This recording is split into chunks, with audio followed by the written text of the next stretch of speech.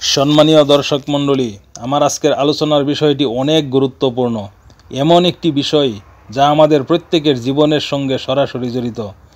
তাই অনুরোধ করছি আপনারা সবাই ভিডিওটি গুরুত্ব সহকারে দেখবেন শুরু থেকে শেষ পর্যন্ত।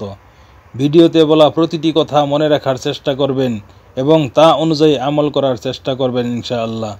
আমার এই ভিডিওটির মধ্যে একটি প্রশ্ন থাকবে, তার সঠিক উত্তর দিয়ে ফুলের ভালোবাসা জিতে নেবেন। রাসূলুল্লাহ সাল্লাল্লাহু আলাইহি সাল্লাম বলেছেন, যখন বান্দা কোনো গুনাহ করে তখন তার অন্তরে একটি কালো দাগ পড়ে। যদি সে তাওবা করে, গুনাহ ত্যাগ করে এবং ক্ষমা চায়, তাহলে তার অন্তর পরিষ্কার হয়ে যায়। আর যদি সে গুনাহ করতেই থাকে তবে সেই দাগ বাড়তেই থাকে যতক্ষণ না তার পুরো অন্তর কালো হয়ে যায়। সুনান ইবনে মাজাহ। তাহলে আমরা গুনাহ থেকে বাঁচার জন্য করণীয় কি, চলুন জেনে নিই। নাম্বার 1, নিয়মিত তাওবা ও ইস্তেগফার করুন। প্রতিদিন বলুন, আস্তাগফিরুল্লাহ, আল্লাহ তাআলা অশেষ রহমতশীল ও ক্ষমাশীল। নাম্বার 2, 5 ওয়াক্ত নামাজ পড়ুন।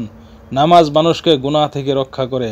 কোরআনে বলা হয়েছে, নামাজ তো অবশ্যই অশ্লীলতা ও গুনাহ থেকে বিরত রাখে। সূরা আনকাবুত আয়াত 45। নাম্বার 3, পবিত্র কোরআন তেলাওয়াত করুন। কোরআন কল্বকে আলোকিত করে, অন্ধকার দূর করে। নাম্বার 4, ভালো সঙ্গ বেছে নিন। যারা আল্লাহর কথা মনে করিয়ে দেয় তাদের সঙ্গ গ্রহণ করুন। নাম্বার 5, গোপনে সাদকা দিন। দান দিলে কল্ব নরম হয়, অহংকার দূর হয়।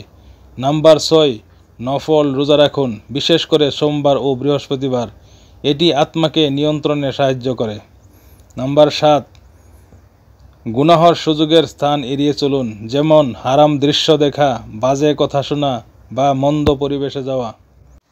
আমাদের হৃদয় বা কল্ব একটি আয়নার মতো, যেখানে আল্লাহর নূর প্রতিফলিত হতে পারে, কিন্তু গুনাহর ধুলো জমে গেলে সেই আয়না অন্ধকার হয়ে যায়। তাই আত্মসমালোচনা করুন, তাওবা করুন এবং দোয়া পড়ুন। ইয়া মুকাল্লিবাল কুলুব সাব্বিত কুলুবানা আলা দীনিক, যার অর্থ, হে অন্তর পরিবর্তনকারী, আমাদের অন্তরকে আপনার দ্বীনের উপর অটল রাখুন। বিশেষ এই দোয়াটি বেশি বেশি পড়ুন। আমার আজকের প্রশ্নটি হলো, বিশেষ কোন দোয়াটি পড়লে আমাদের অন্তর বা কল্ব পরিষ্কার থাকে? তাই আর দেরি না করে কমেন্টের মাধ্যমে সেই দোয়াটি লিখে ফুলের ভালোবাসা জিতে নিন। আরেকটি বিশেষ ঘোষণা, যারা কমেন্টে বলবেন আমরা এই দোয়াটি মনে রাখব এবং আমল করব, তাদের জন্য থাকবে বিশেষ ফুলের ভালোবাসা।